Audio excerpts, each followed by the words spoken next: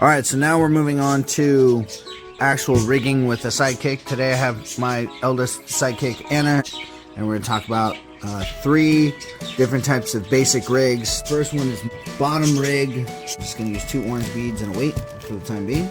This can be any weight. The purpose of the beads is to stop the weight from destroying the knot. So what you're going to do on the line is go bead, weight, bead, and then tie it to the swivel. Bead, weight, bead. Okay. So what kind of knot are you going to do?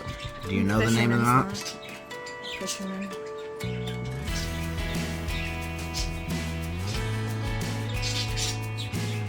So what you're doing right now... Okay, hold on. I think you got your names wrong, but keep going. This is 20-pound line, so you should only need 6 or so twists. Okay? Where are you feeding that tag in? Okay? Okay, that's called a half-blood knot. The official name is a half-blood knot. And then, the last bit, Anna, I'm handing you a pre-tied snow hook. Let's see if you know what to do. Yeah. Oh yeah, see? Pop it out. And then we hook it onto, and then we hook the pre-tie onto the swivel. And then snap it back in. The purpose of this will hit the bottom. And your bait, your worm, your power bait, whatever, is not going to have the same amount of weight as this, so it's going to want to go up. The next order of business we're going to talk about is float fishing.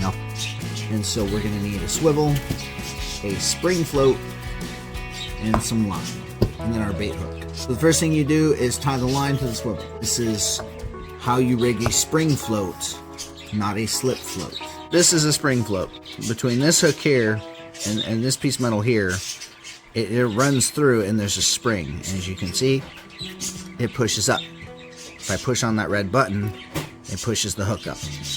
And then if I put my finger over the bottom hook and push on the button, it pushes that hook up. And the intent is to the line itself between the 2 hooks. So I took the bottom one first, through that, and then let go of the button, and it grabs the line. And then I do it the other side. The easiest way I've found is to make a loop. You put the line there, and you let go, and then just pull it tight, and I grab it right here, and hold it up. Hold it up. Hold it up. Holding it. The point here of a spring float is to set your depth, okay? So there's quite a bit of space.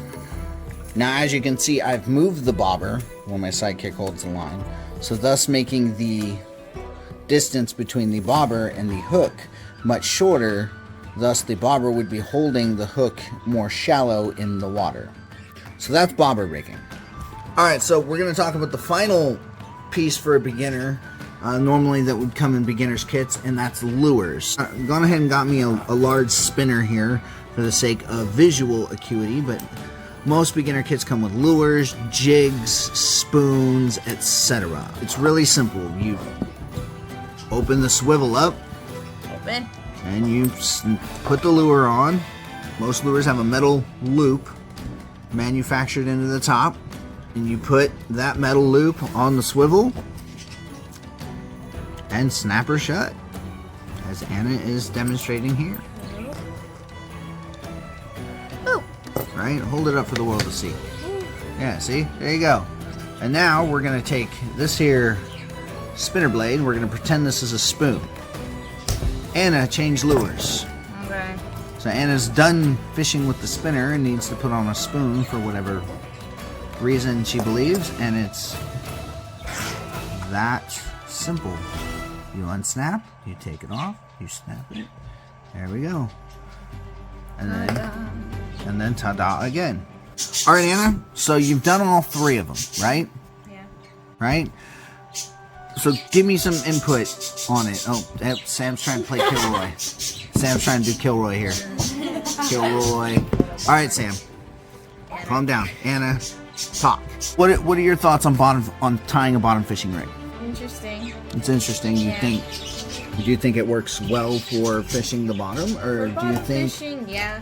And what do you think about floats? I don't like floats personally. They don't have the patience or the technique on float fishing. And then what are your thoughts on setting up and rigging a lure? It's really easy. It's really simple. I think it's really good for beginners. Okay. There you've heard it from my sidekick.